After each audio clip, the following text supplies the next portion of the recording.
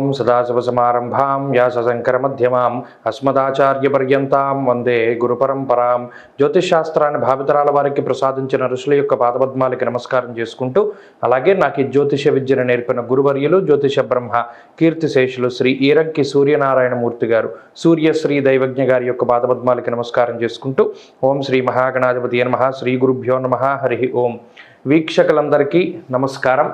జనవరి నెల 28వ తారీఖు లగాయితూ ఫిబ్రవరి 3వ తారీఖు వరకు ఉండేటువంటి గ్రహగతుల ఆధారంగా ద్వాదశ రాశుల వారికి ఈ వారం ఏ విధమైనటువంటి శుభాశుభ ఫలితాలు కలగబోతూ ఉన్నాయో ఈ కార్యక్రమం ద్వారా తెలుసుకుందాం. అందులో భాగంగా ఈ వారం ఉండేటువంటి గ్రహగతులను గమనిద్దాం. ఈ వారంలో గురుగ్రహం మేషరాశి యందు సంచారం చేస్తూ ఉండగా, కేతువు కన్యా రాశి యందు, అలాగే ధనురాశి యందు కుజగ్రహము, శుక్రగ్రహము, బుధగ్రహము సంచరిస్తూ ఉండగా, మకర రాశి యందు రవిగ్రహము, కుంభమందు శనేశ్వరుడు, మీనమందు రాహుగ్రహం సంచారం చేస్తూ ఉన్నారు. అలాగే చంద్రుడు సింహము, కన్య, తులారాశుల యందు ఈ వారంలో సంచరించబోతూ ఉన్నారు. ఇటువంటి పరిస్థితుల్లో ద్వాదశ రాశుల వారికి ఏ విధమైనటువంటి శుభాశుభ ఫలితాలు కలగబోతున్నా తెలుసుకుందాం. ధనురాశి వారికి ఈ వారం మిశ్రమమైనటువంటి గ్రహస్థితి గోచరిస్తూ ఉన్నది.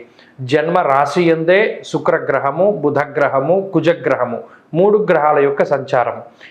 ఈ తృతీయ స్థానమందు శనేశ్వరుడు, 2వ స్థానమందు రవిగ్రహం యొక్క సంచారం ఉండడం, అలాగే అర్ధాష్టమ రాహు. ఇది శుభ అశుభ ఫలితాల యొక్క మిశ్రమ కాలం.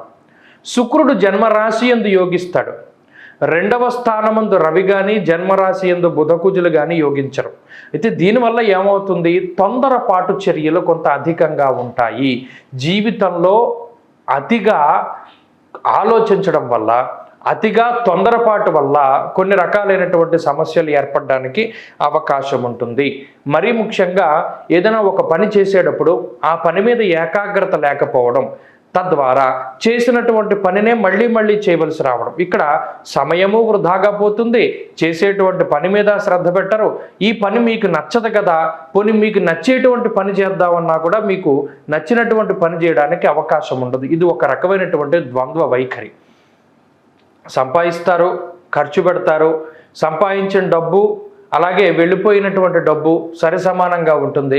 పోనీ ఏదైనా ఖర్చు పెట్టింది మీకు ఉపయోగపడుతుందా అంటే ఏమీ లేదు.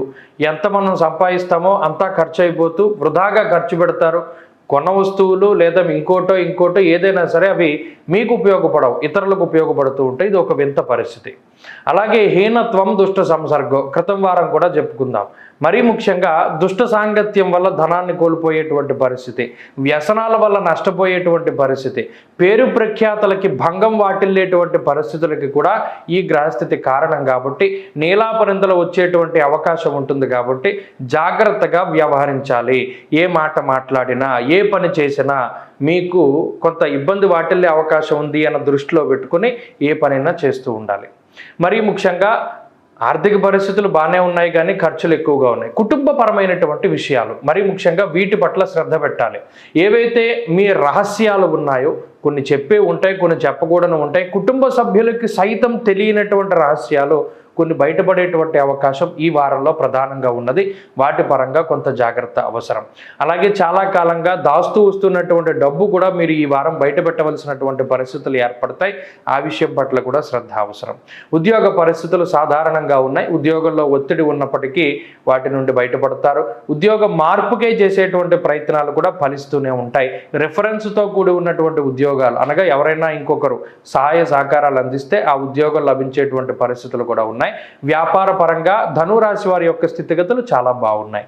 విద్యార్థులకి కాలం అనుకూలంగా ఉన్నది. దూర విద్య, విదేశీ విద్య, పోటీ పరీక్షలలో మంచి విజయాన్ని సాధించడానికి అవకాశం ఉంటుంది. స్త్రీలకు ప్రత్యేకించి ఈ గ్రహస్థితి ఆరోగ్యం పట్ల ఇబ్బందుల్ని కలిగింపజేస్తుంది. కాబట్టి ఆరోగ్యం పట్ల శ్రద్ధ అవసరం. ఖర్చులు అధికంగా ఉంటాయి. ఉద్యోగ వ్యాపారాలు చేసేటువంటి స్త్రీలు కొంత జాగ్రత్తగా ఉండాలి. ఒత్తిడి అధికంగా ఉంటుంది.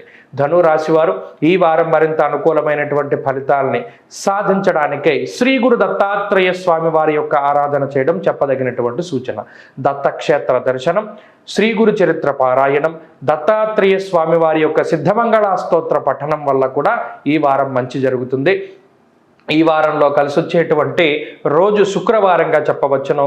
అదృష్ట సంఖ్య 9, అదృష్ట వర్ణము తెలుపు. తదుపరి మకర రాశి.